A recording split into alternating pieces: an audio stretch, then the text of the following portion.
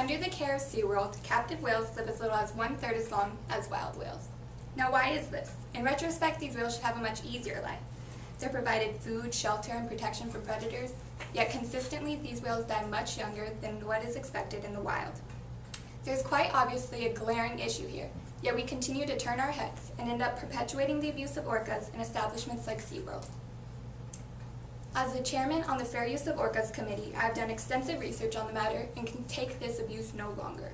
I hope to inform you of the drastic physical, social, and mental limitations that captive whales have to go through and the stress this adds to their system, and to propose a potential solution to these cruel conditions. The bottom line is that SeaWorld is restraining and thus indirectly killing a vast majority of its whales. To put it into perspective, imagine being taken from your home and being thrown into some brand new environment, just a fraction of what you were used to.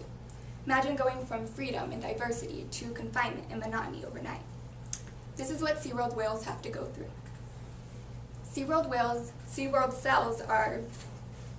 tanks are prison cells compared to the whale's natural environment, and according to Dr. Naomi Rose, this can add a whole lot of stress onto a whale.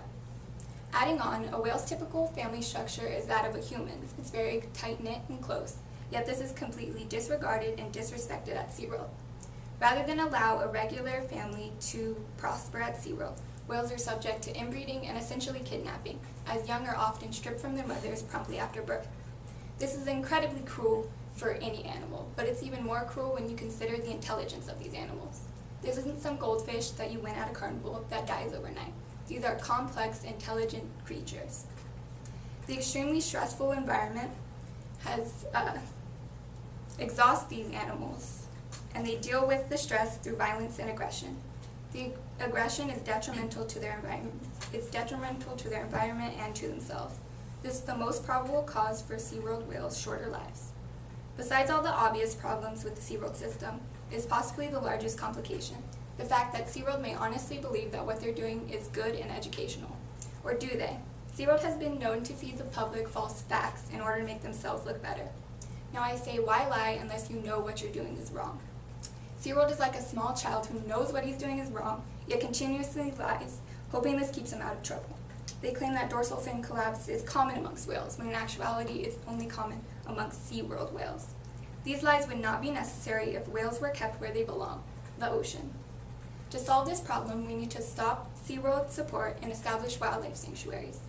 Oftentimes, people like to jump the gun and say we need to relocate the whales to the ocean right away, but this doesn't always work out. Whales need a place where they can rehabilitate and be able to transition smoothly back into the ocean. This is where they can truly thrive. I think it's pretty clear by now that SeaWorld is the root of such issues as lower life expectancy in whales. With all this in mind, everyone needs to boycott SeaWorld and donate to our charity. Not only do we need to stop all support for SeaWorld, but we need to start the support for whale sanctuaries. By simply